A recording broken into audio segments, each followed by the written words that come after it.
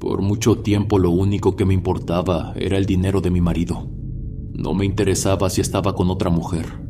Mientras le diera todo a mis hijos y yo viviera bien, me sentía tranquila.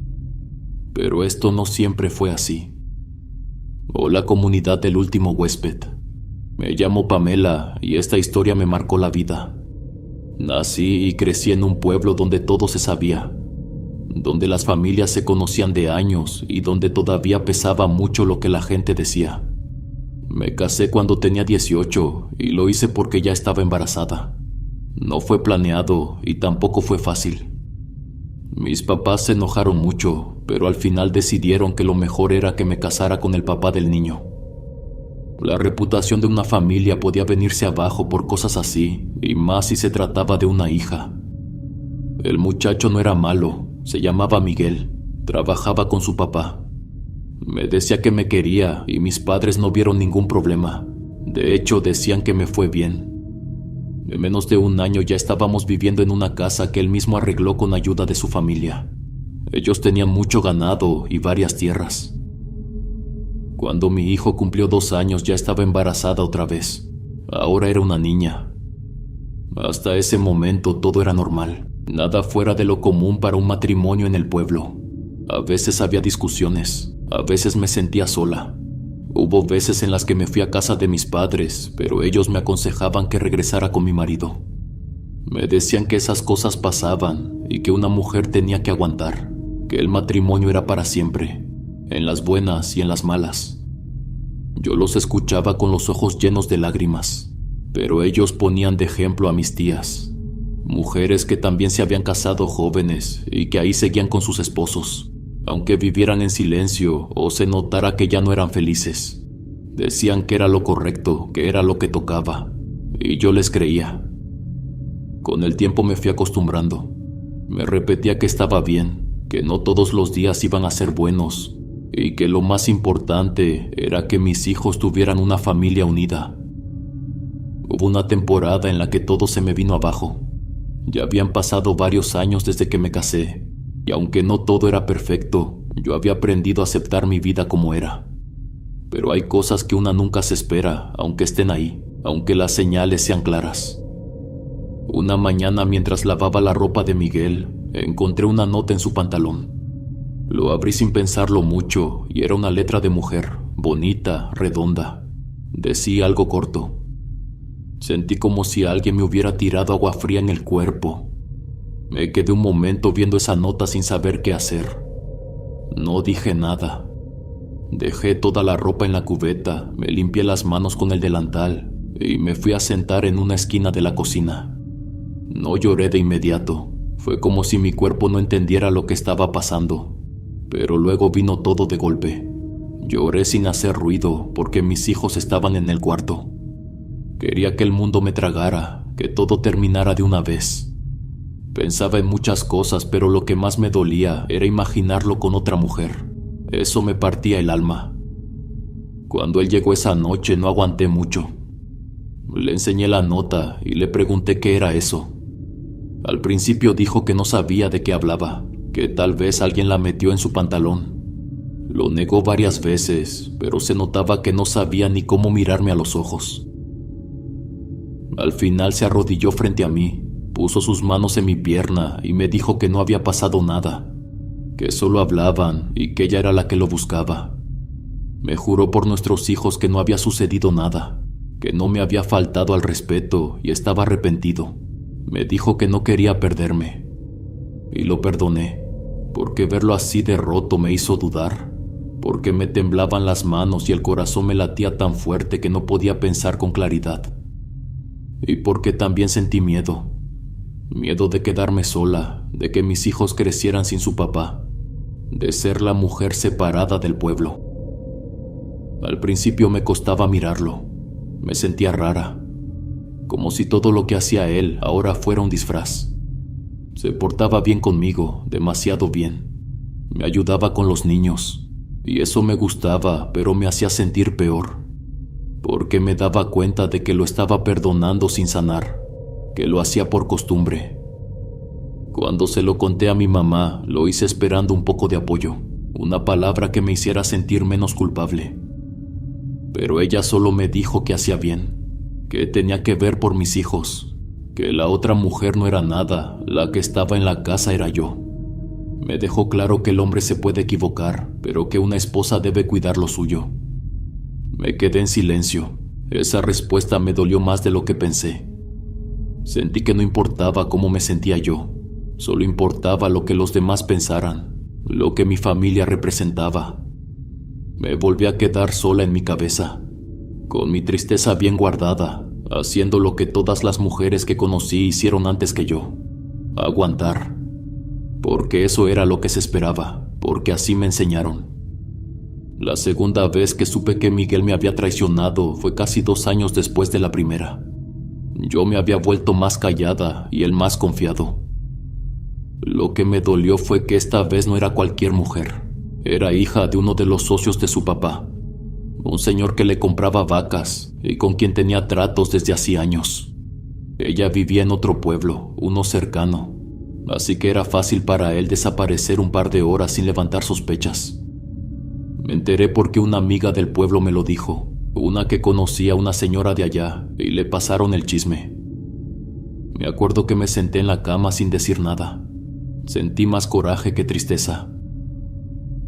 Cuando lo confronté lo negó todo. Ni siquiera se esforzó en sonar creíble. Solo me dijo que la gente inventaba muchas cosas. Pero su cara era otra, como si le diera igual, como si ya supiera que no lo iba a dejar. Y esa fue la verdad. No lo dejé. No porque no quisiera, sino porque me sentía atrapada. Toda mi familia me había mencionado que eso era normal. El deber de la mujer era quedarse. No tenía dónde ir. Mis papás jamás me hubieran apoyado si me iba. Y yo sabía que el pueblo me iba a ver como la culpable. Fue un proceso lento y doloroso, pero esa vez ya no quise pelear. Simplemente dejé de hablarle más de lo necesario. Me cambié de habitación. Dormía con mis hijos. Me levantaba temprano, les preparaba el desayuno, los llevaba a la escuela. Volvía a casa y me encerraba a limpiar. Un día le dije que necesitábamos una muchacha para que ayudara con la limpieza. Le dije que no me alcanzaba el tiempo y que alguien tenía que lavar la ropa. Y así fue como contratamos a una señora que venía 2 veces por semana. No quería seguir tocando su ropa ni sus cosas. A veces lloraba cuando estaba sola con mis hijos. Me sentía vacía. Pero en ese periodo solo me enfoqué en ellos.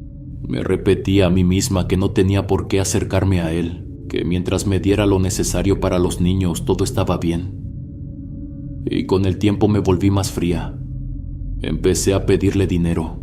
Le decía que era para ropa, para la casa, para lo que fuera. A veces solo se lo pedía sin explicarle nada, y él me lo daba. Nunca preguntó para qué. Supongo que era su forma de compensar. Y yo lo empecé a ver así también, como un intercambio. Si no me iba a dar amor, al menos que me diera algo que pudiera usar a mi favor. Con el pasar de los meses me fui convenciendo que era la única manera de sacar algo de todo esto. Empecé a guardar dinero. Pensé en que tal vez un día podría irme lejos con mis hijos.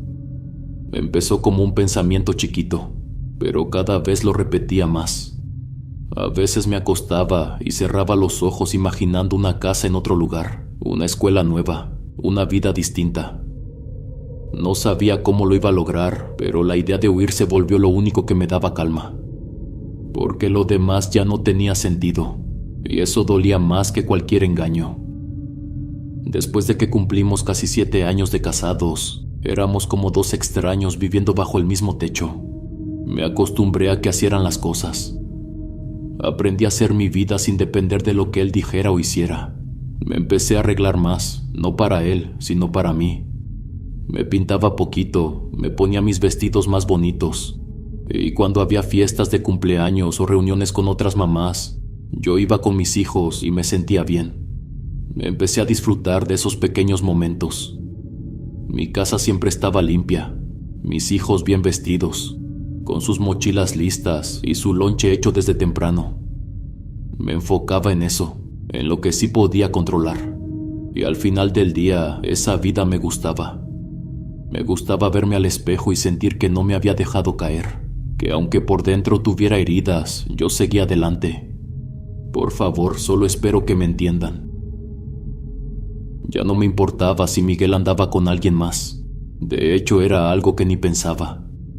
Él siempre tenía cuidado de que no fuera con mujeres del pueblo. Siempre buscaba en otros lados, en otros ranchos o pueblos más lejos, siempre disimulando que en nuestra casa todo estaba bien. Y eso me venía mejor, porque yo tampoco quería saber nada. A veces él se molestaba, me decía que ya ni lo volteaba a ver, que parecía que no me importaba, pero no le respondía. Yo seguía con mi rutina. Nos habíamos acostumbrado a eso, a vivir sin cruzarnos demasiado. En las comidas con la familia nos sentábamos juntos, hablábamos de los niños, y al regresar cada quien volvía a su espacio, cada quien con su silencio. Yo sabía que la gente del pueblo cargaba varios rumores sobre nosotros, pero no les di mucha importancia. Nunca nos gritamos ni hicimos escenas. Era como un acuerdo silencioso. Él ponía dinero, yo me encargaba de la casa. Él vivía su vida y yo vivía la mía. Pero todo cambió cuando una de sus mujeres nos empezó a hacer brujería. Todo empezó una mañana cualquiera. Yo estaba en la cocina preparando el desayuno cuando escuché que la señora de la limpieza me llamó desde afuera. Su voz sonaba rara, como preocupada. Fui hasta la puerta trasera y la vi parada junto a una de las esquinas de la barda que rodea la casa. Tenía la escoba en la mano y la cara arrugada por el asco. Me dijo que mientras barría había visto algo raro, que no lo quiso tocar, pero que necesitaba que lo viera yo misma. Me acerqué despacio. En la esquina junto al muro había como una bolsa de plástico negra. Estaba medio abierta, como si alguien la hubiera tirado ahí sin cuidado. Lo primero que noté fue el olor. Era horrible, como a carne podrida, como si algo se estuviera descomponiendo.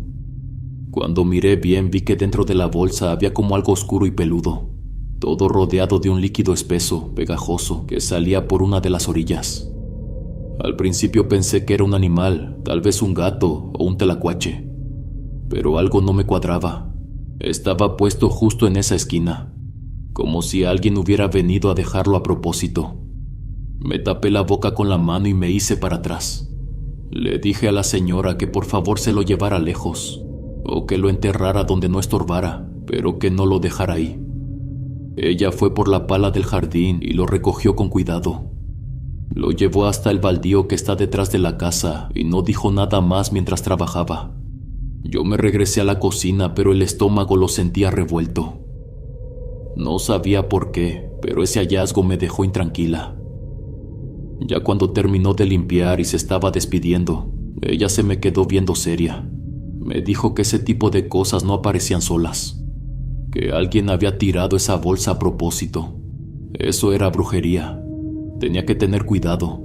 Me confesó que hay gente mala que cuando no puede hacerte daño de frente busca otras formas, que uno nunca sabe quién está deseándote lo peor. No supe qué decirle, solo la escuché y asentí. Cerré la puerta y me quedé un rato en silencio. Pensé que tal vez estaba exagerando, que solo era un animal. A veces la gente tiraba basura sin pensar. Esa noche no pude dormir tranquila. Sentía un vacío extraño, como si algo se hubiera movido dentro de la casa desde ese momento. Y por más que traté de no pensarlo, las palabras de la señora se quedaron dándome vueltas en la cabeza. Los días después fueron distintos. No pasó nada muy evidente al principio, pero yo empecé a sentir cosas raras. Lo primero fue el olor. Era como si esa peste se hubiera quedado conmigo. No era fuerte, pero lo sentía en todas partes. En la ropa, en el aire de la cocina, hasta en la comida recién hecha. E incluso cuando limpiaba toda la casa a fondo, trapeando con agua caliente y jabón, al rato me parecía que otra vez volvía ese olor. Lo sentía en mi piel como si se me hubiera pegado y no se quisiera ir. Al principio pensé que tal vez el recuerdo me tenía sugestionada, pero con el pasar de los días me di cuenta de que no era lo único extraño. Mi hija empezó a comportarse diferente. Siempre habíamos sido muy unidas. Yo trataba de darle tiempo, de estar con ella, jugar. Ella era una niña dulce y muy apegada a mí, pero de pronto empezó a alejarse. No quería que la tocara, no me buscaba como antes, como que no me quería o que no quería estar conmigo. Yo me quedaba en silencio cuando me decía esas cosas. No entendía de dónde venía todo eso. Empecé a observarla más. Se irritaba por todo. Lloraba por cosas pequeñas, por un peine que se le caía o porque no encontraba una muñeca. Era como si algo la desesperara desde adentro, como si no pudiera calmarse. Intentaba hablar con ella, pero se cerraba. Me volteaba la cara o simplemente me ignoraba. Eso me dolía más de lo que imaginaba. Hubo un día en que sin razón me aventó una taza. No lo hizo con fuerza, pero fue suficiente para que se rompiera al tocar el piso. Me miró con una expresión que nunca le había visto, y luego se puso a llorar como si no supiera por qué lo hizo. La abracé, pero ella me empujó. Me quedé ahí sentada, con los pedazos de taza alrededor y un nudo en el estómago. Algo no estaba bien. Era solo una niña, no tenía por qué tener un comportamiento así. Conforme pasaron los días, las cosas no mejoraron. Empecé a sentirme mal físicamente. Al principio fueron mareos muy leves que venían de repente como si algo me jalara desde adentro. Eran momentos cortos, pero me dejaban sin fuerza. A veces estaba barriendo o preparando algo de comer y de pronto todo se me nublaba por unos segundos, como si mi energía se apagara de golpe. También empecé a sentir náuseas. No eran constantes, pero llegaban de pronto y me hacían dejar lo que estuviera haciendo. A veces hasta tenía que salir a sentarme al patio porque sentía que no podía respirar bien. Me revisaba la presión, pero todo parecía normal. No estaba enferma, y eso era lo más raro, porque era una sensación física real, pero que desaparecía tan rápido como llegaba. Un día aproveché que la señora de la limpieza estaba en casa y le conté lo que me pasaba. Le hablé del olor que no se iba del mareo, de la sensación rara en el cuerpo. Ella me escuchó con mucha atención y al final solo dijo que eso tenía que ver con lo que habían tirado en la esquina. Me comentó que era muy probable que alguien me estuviera haciendo daño con brujería, que cuando una persona quiere afectar a otra, muchas veces usan animales o cosas podridas para meterles energía mala. No supe qué responderle. Me quedé con su comentario en la cabeza todo el día. En la noche se lo platiqué a mi mamá. Ella no es una persona muy supersticiosa, pero cuando le conté lo que me estaba pasando, no dudó. Me dijo que eso era un trabajo que alguien me había puesto. Seguramente era por envidia. No todas las personas aguantan ver a una mujer salir adelante o mantenerse firme a pesar de los problemas. Me lo dijo con tanta seguridad que me sentía aún más inquieta. Tanto la señora como mi mamá coincidieron en lo mismo, que lo mejor era ir a ver a un curandero. Alguien que supiera limpiar ese tipo de cosas. Me dijeron que podía haber uno en un rancho no muy lejos de ahí. Por alguna razón, algo dentro de mí me decía que era una de las mujeres de mi marido. No me pregunten por qué, pero así lo presentí. No fui con el curandero de inmediato. Lo dejé pasar como si no fuera tan urgente. Me repetía que tal vez las cosas se iban a calmar solas, que necesitaba descansar y no pensar tanto. Eso de los santeros parecía para gente desesperada. Durante esos días traté de mantener la rutina lo más normal posible. Limpiar, hacer la comida, llevar a los niños a la escuela. Pero por dentro algo no me dejaba en paz. Fue entonces cuando empecé a notar algo más. Mi hijo comenzó a mojar la cama. Nunca lo hizo, ni cuando era chiquito. Siempre fue un niño muy tranquilo, muy seguro de sí mismo, pero de la nada empezó a despertarse con las sábanas mojadas. No me lo decía, yo me daba cuenta al tender la cama en las mañanas. Le preguntaba si se sentía bien o si había tenido alguna pesadilla, pero él solo me miraba y se encogía de hombros. No sabía qué decir, y eso me asustaba más porque parecía que ni él entendía lo que le pasaba. Un día, saliendo de una reunión escolar, venía manejando con mis pequeños en el coche. Era una tarde tranquila, con el sol bajando, la carretera despejada. Íbamos escuchando música bajita cuando de pronto sentí un impulso horrible, como una idea rápida que me cruzó la cabeza. Sentí que quería girar el volante con fuerza, salir de la carretera y dejar que todo terminara. Fue tan fuerte que me hizo apretar las manos al volante. Me asusté tanto que me orillé de inmediato. Me detuve al costado, puse el freno y respiré hondo varias veces. Los niños me preguntaron si todo estaba bien. Les dije que sí, que solo necesitaba descansar un minuto.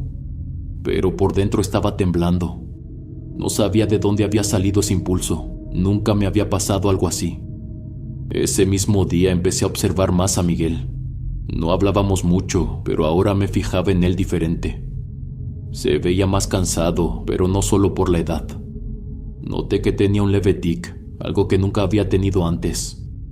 Movía la cabeza apenas un poco, como si la ladeara hacia un lado por un segundo, y luego la volvía a su lugar. Era rápido, casi imperceptible, pero lo hacía varias veces al día. También me di cuenta de que cuando entraba a la cocina se veía confundido, como si no supiera qué pasaba. A veces se quedaba parado mirando las cosas sin moverse, como perdido. En una ocasión no aguanté y le pregunté si todo estaba bien. Me miró como si no entendiera del todo la pregunta, y me dijo que sí, pero su voz sonaba lejana, como si respondiera en automático. Y lo más extraño fue su mirada. Estaba vacía. No era enojo ni tristeza, era como si estuviera desconectado de todo, como si ya no estuviera del todo ahí. Y eso me dejó más helada que cualquier otra cosa, porque por primera vez sentí que lo que estaba ocurriendo en esa casa nos estaba alcanzando a todos. Antes de decidir ir con el curandero, yo ya había tratado todo lo que estaba a mi alcance. Le pedí a Dios que me ayudara, que cuidara a mis hijos, que sacara de mi casa todo lo malo que se hubiera metido. A veces me despertaba a mitad de la noche solo para rezar otra vez. Sentía que con cada oración soltaba un poco del miedo, pero al mismo tiempo me daba cuenta de que nada cambiaba. En el fondo tenía la esperanza de que orando suficiente todo se acomodaría. Pero los días pasaban y lo único que hacía era empeorar. Fue mi madre quien me insistió en ir con el curandero. Ella también estaba preocupada. Había notado mi aspecto, mis ojeras y cansancio. Así que una mañana nos fuimos juntas. Dejé a los niños con una vecina y me subí con ella en su coche. No hablamos mucho durante el camino. Solo le agarré la mano un momento cuando pasamos frente a la iglesia y le dije que ojalá todo eso tuviera solución. El curandero era un hombre de unos 60 años que vivía en un rancho pequeño con su hija. La casa era sencilla, de esas que huelen a tierra y plantas. Nos dijo que lo que él podía ver era una energía oscura que venía directamente de mi esposo, que esa energía había sido metida a la casa a través de él. Y no era porque quisiera hacerme daño, sino porque una persona lo estaba trabajando.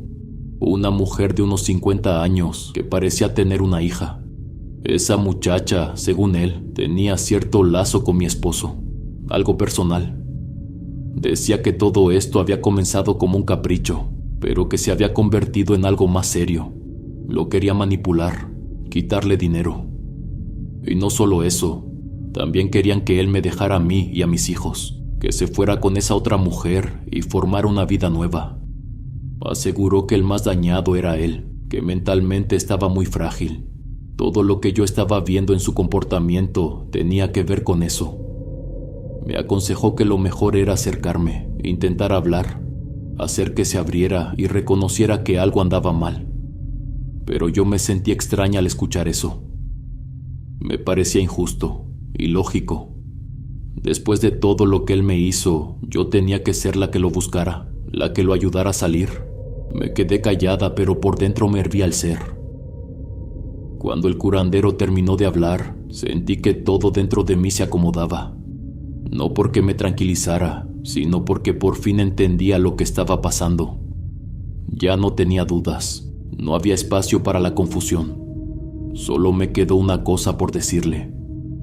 Lo miré directo y le dije que yo no venía a buscar ayuda para mi esposo, que a él no me interesaba protegerlo, que si estaba así era porque él se lo había buscado. Le pedí que si podía hacer algo fuera por mí y por mis hijos, nada más. Mi madre me miró sorprendida. No lo dijo en voz alta, pero se notaba en su cara. Estaba esperando que yo pidiera algo también para Miguel, pero no lo hice, y no lo haría. El curandero, aunque también parecía un poco sorprendido, solo asintió. Dijo que entendía y que no todos querían lo mismo. Nos explicó que teníamos que regresar al día siguiente.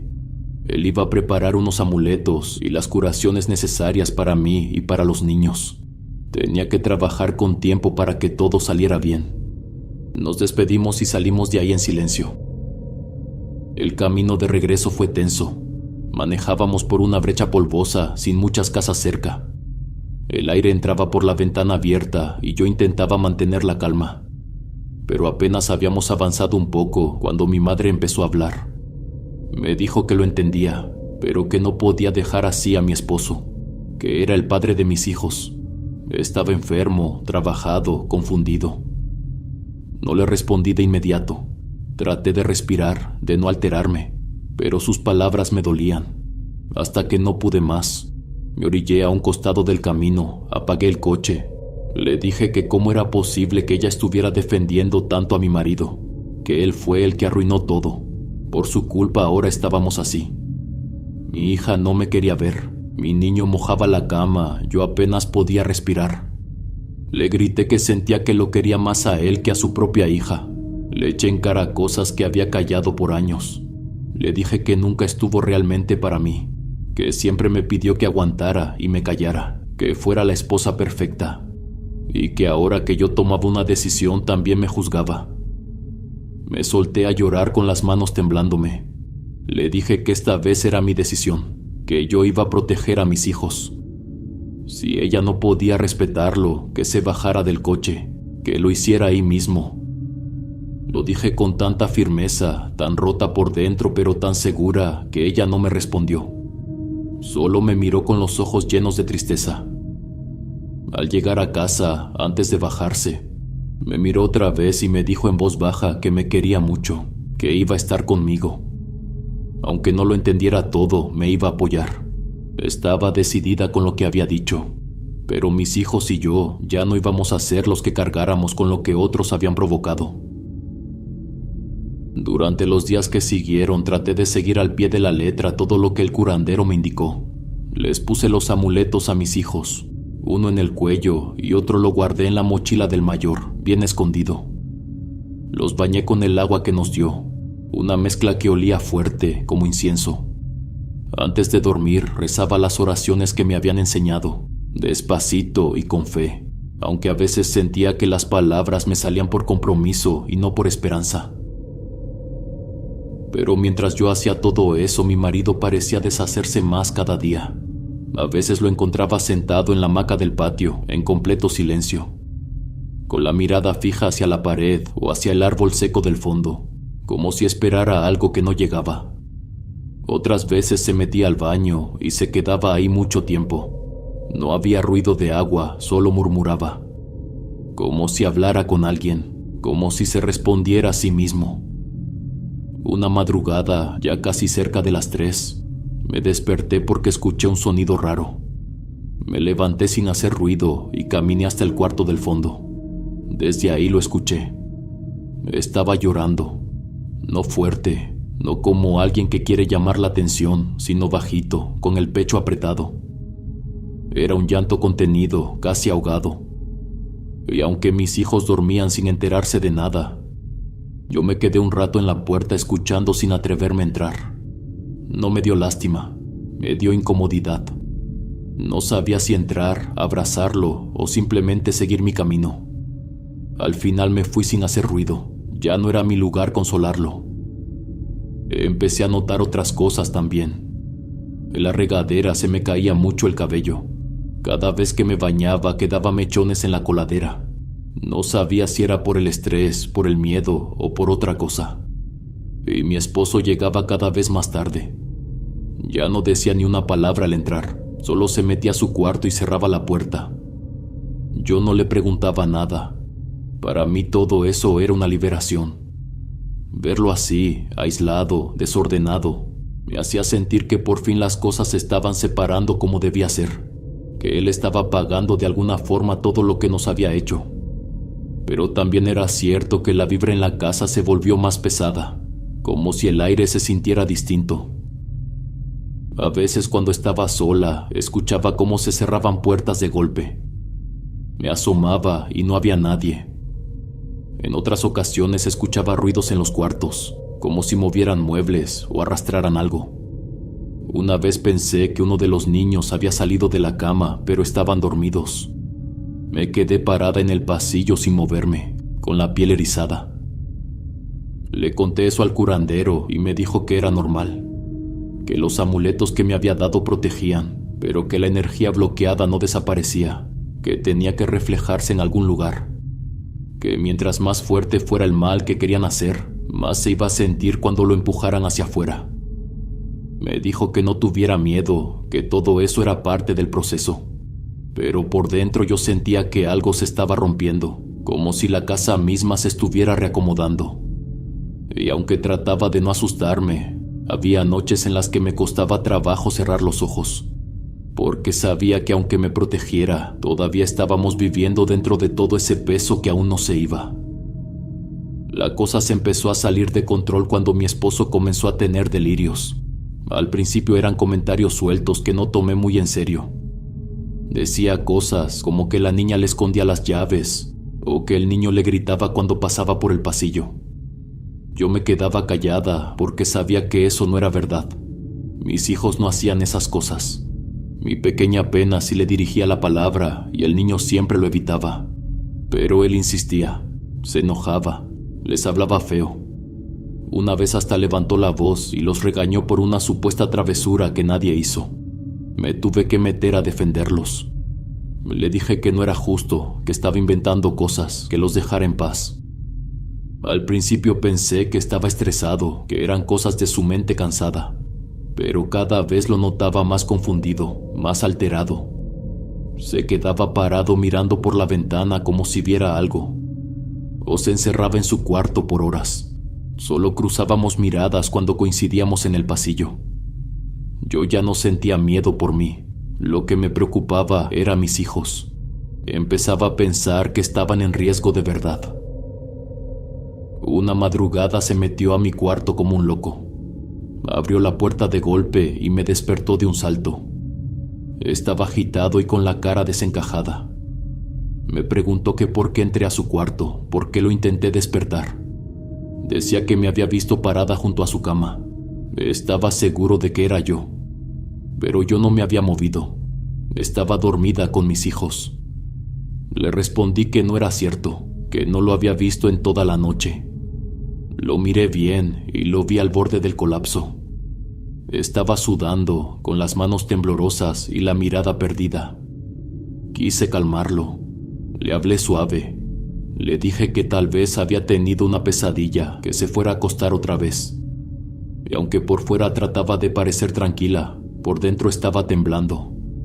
Ya no era solo incomodidad, ahora era terror. Algo en su forma de moverse, en su tono, en su manera de mirarme, me decía que ya no estaba en su sano juicio, que mis hijos y yo podíamos terminar envueltos en algo mucho más grave. Esa madrugada no dormí. Me quedé sentada junto a mis hijos, viéndolos respirar, pensando en qué más podía pasar. Y entendí que ya no se trataba de aguantar, porque ya no sabía quién era el hombre que dormía en el otro cuarto, y mucho menos qué era lo que se había metido con él. Una tarde, cuando apenas estaba dándole de comer a los niños, llegó uno de nuestros compadres a la casa. Tocó la puerta rápido, con fuerza, y cuando abrí, lo vi alterado. Me preguntó si ya sabía lo que había pasado. Le dije que no sabía nada. Entonces me soltó la noticia de golpe, que Miguel se había peleado con uno de sus trabajadores. Me quedé en silencio, con la cuchara en la mano, sin poder procesarlo. Según el compadre, mi esposo estaba convencido de que ese muchacho lo estaba siguiendo. Decía que no dejaba de mirarlo, que lo espiaba, que tenía algo contra él. Pero nadie había visto nada raro.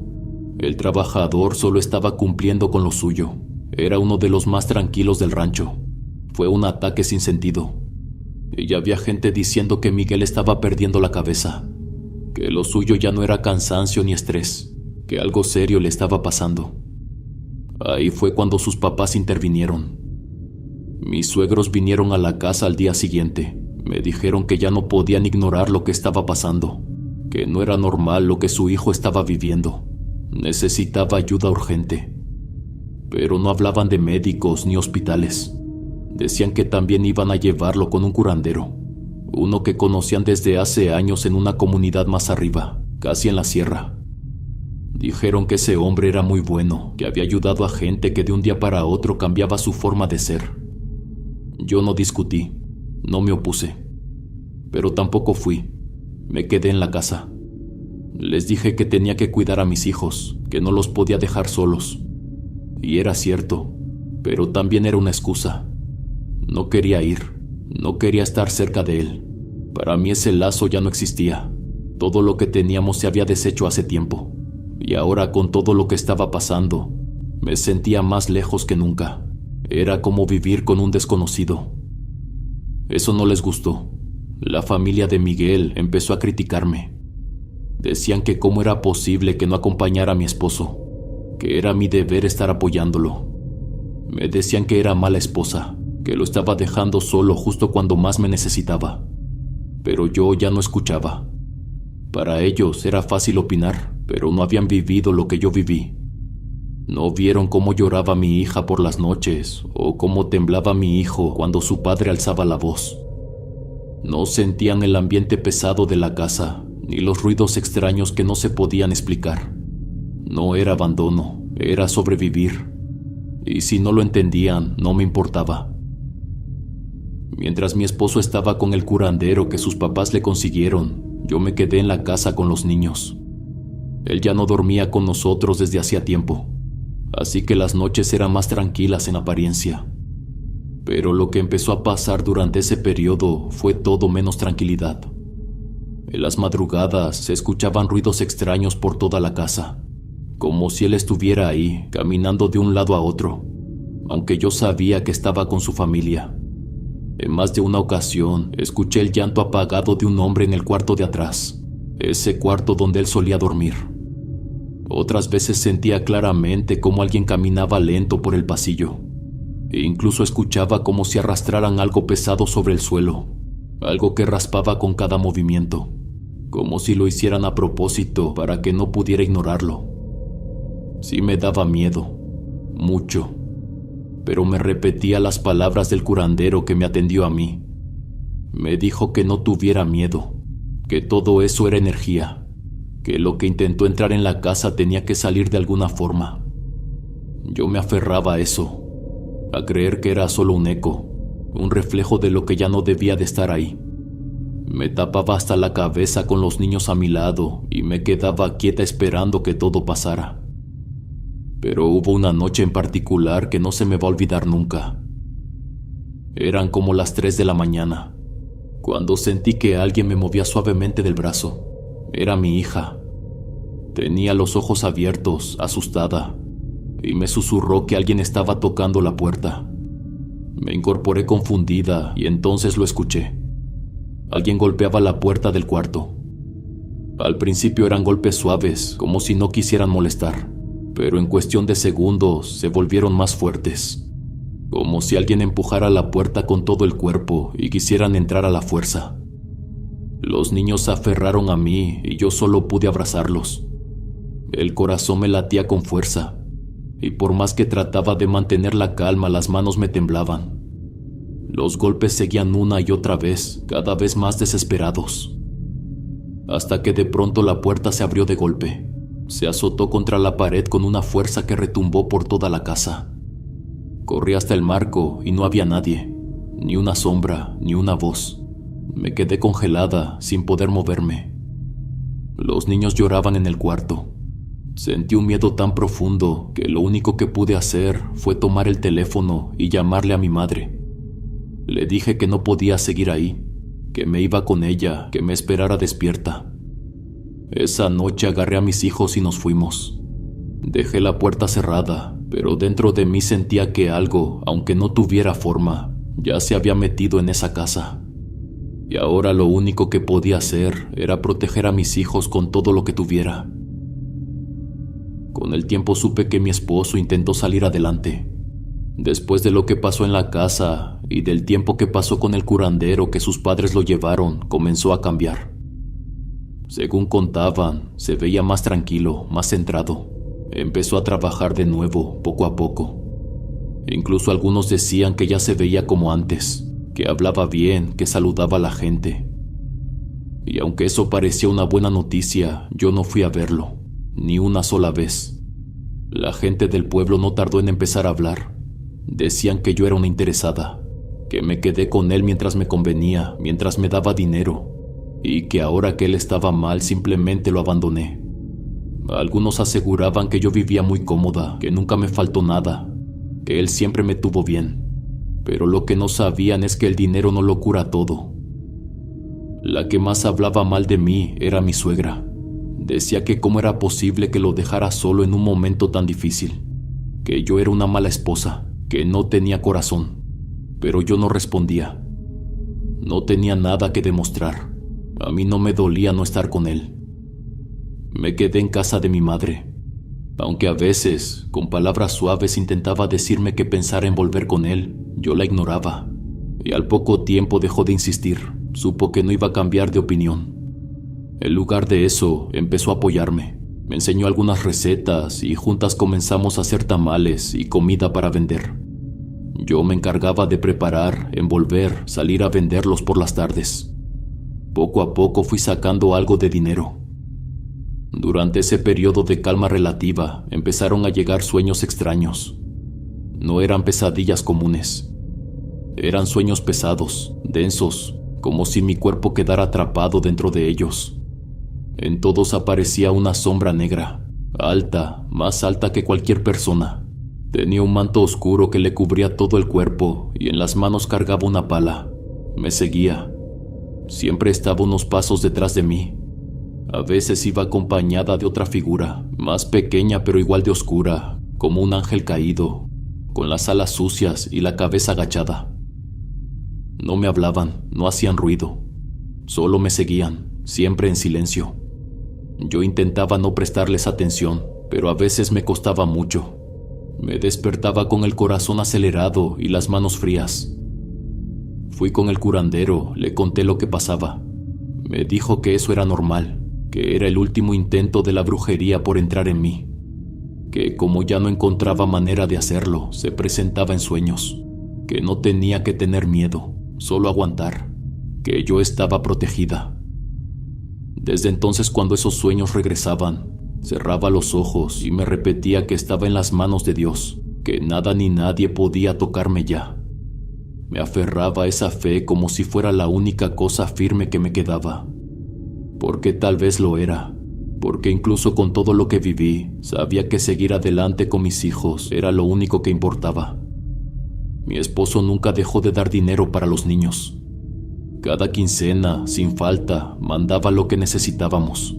Nunca tuvimos que pedirle más. Yo me encargaba de la comida, de la escuela, de lo básico. Y con lo que ganaba vendiendo tamales y platillos, los fines de semana podía complementar sin problema. Vivíamos tranquilas en casa de mi mamá, con lo justo y con más paz de la que habíamos tenido en años. Pero como todo en este pueblo, las cosas se supieron rápido. No pasó ni un año cuando me contaron que él ya había metido a otra mujer en la casa. Una mujer más joven, según decían, una conocida de otro rancho. A mí no me importó, no sentí celos ni rabia.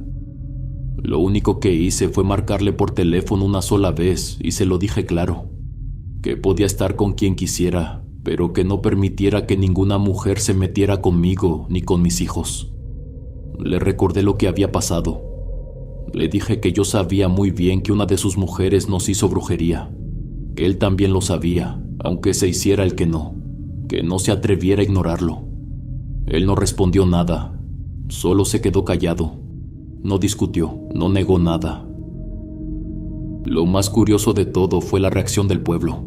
Casi nadie habló mal de él. Incluso decían que si yo ya no quería estar con él, era lógico que buscara una nueva vida. Lo justificaban como si nada, como si la culpa siempre fuera mía. Decían que era buen hombre, que siempre me tuvo bien, Solo hablaban desde afuera, desde la ignorancia cómoda de quien nunca vivió lo que pasaba entre esas paredes. Pero yo no me defendí, no lo necesitaba, porque por primera vez en mucho tiempo estaba en paz. Ya no dependía de nadie, me sentía libre. Y con el dinero que había logrado ahorrar gracias a mi trabajo y lo que todavía me daba mi esposo para los niños, tomé la mejor decisión. Los metí a estudiar la secundaria en una ciudad más grande, donde tendría más oportunidades, donde no crecieran rodeados de chismes ni de miradas que cargaran con historias que no eran suyas. Nos mudamos a una vecindad sencilla, pero limpia, tranquila, con vecinos amables. Compartimos el espacio, pero por dentro se siente como un hogar. Mis hijos están creciendo bien, van a la escuela, hacen tareas, se ríen, tienen su espacio.